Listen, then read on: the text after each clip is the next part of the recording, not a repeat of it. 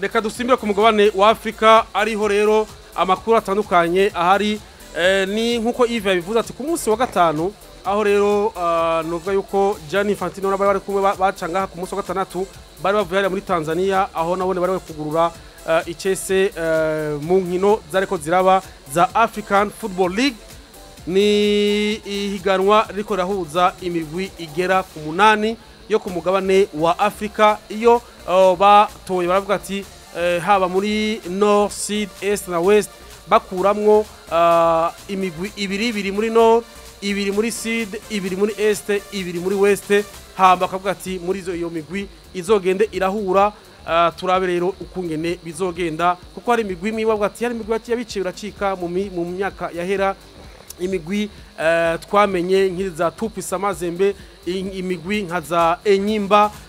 ubona yuko bavuga ati iyi migwi kabisa yarabiciye uracika ariko bararaba baravuga ati hariho no mu karere kandi kubona nk'iza Petro do Rwanda hari muri za Angola baravuga ati tutibagiye Afrika y'Epfo hari ya Mamelodi Sundowns ati itegeza kuba irimwo ukabona hano mu karere bavuga ati umugwi wa Simba utegezwa kujamwe bavuga ati mwebwe na muri muzemwo nuko rero inkino zari zabaye batangura muri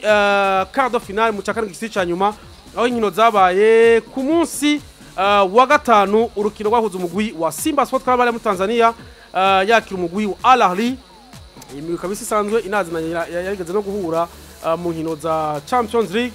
banganyije bibiri ku bindi hariya muri Tanzania Simba ati Al Ahly turazi ko mukomeye ariko ntimuvanga impore kabisa aha ni muri Tanzania aha ni Dar es Salaam ntimuhava impore nuko ravuga ati imbere yaba bubahwa ya president wa federation wa international ya kumugana wa Afrika ndavuga ni FIFA aravuga ati Simba gwahundira komeye ihagaritse abarabu ibitsina biri ku bindi urundi rukino rwa ku munsi wa gatandatu umugwi wa Petro do Rwanda yahariya muri Angola bakira umugwi wa Mamelodi Sundowns umugwi kabisa uri ntumangende Mamelodi Sundowns urashwanyaguza Petro do Rwanda ibitsino bibiri ku busa bari mu gihugu cyabo Angola titubatsindira wanyu urundi rukino rwabaye ku munsi w'Imana Tupisa Mazembe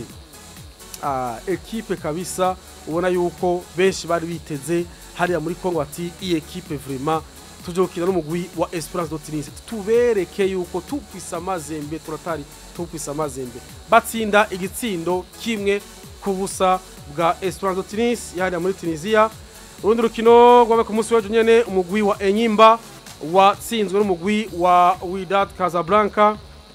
igitsindo kimwe ku busa niko vyagenze rero mu nkino za ale mu nkino zibanze inkino za retour bakozoza kizikina